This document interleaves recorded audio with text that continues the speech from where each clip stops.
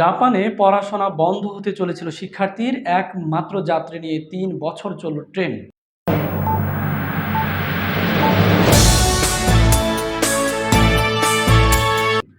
স্বাগত প্রিয় দর্শক, পিবিসি টাইমস বাংলার এখনকার সংবাদে সাথে আছে আমি তারেক রহমান।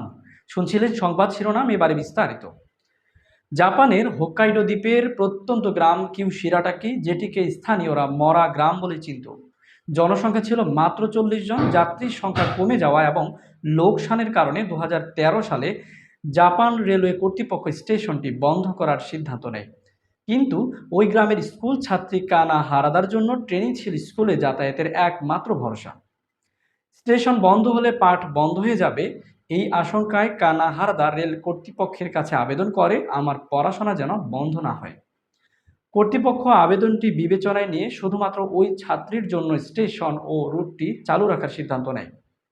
ফলাফল, টানা ৩ বছর প্রতিদিন সকাল বিকেল কিউশিরাটাকি স্টেশনে থেমে একমাত্র যাত্রী কারা হারাদাকে স্কুলে আনা নেওয়া করেছে ট্রেনটি।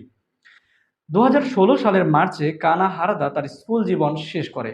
কাকতালীয়ভাবে একই মাসে কিউশিরাটাকি স্টেশনটি স্থানীয়ভাবে বন্ধ করে দেওয়া হয়।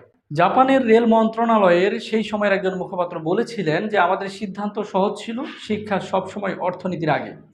একজন শিক্ষার্থীও যদি পড়তে চায় তবে তার পথে আমরা বাধা হব না। স্থানীয় বাসিন্দা ইচিরো তাকামুরা গণমাধ্যমকে বলেন, স্টেশন বন্ধ হলেও গল্পটি চিরকাল বেঁচে থাকবে। তাদের ভাষায়, একজন মানুষের জন্যও যদি কিছু করা যায় সেটাই আসল উন্নতি। ধন্যবাদ প্রিয় দর্শক, শেষ পর্যন্ত আমাদের সঙ্গে থাকবার জন্য। এমন অনুপ্রেরণাদায়ক মানবিক গল্প ও বিশ্বজুড়ে শিক্ষাবান্ধব উদ্যোগের খবর আগে পেতে PBC Times Bangla YouTube channel ও ফেসবুক পেজে যুক্ত হন এখনই। সাবস্ক্রাইব করুন আমাদের ইউটিউব চ্যানেল এবং ফলো করুন আমাদের ফেসবুক পেজ। আল্লাহ হাফেজ।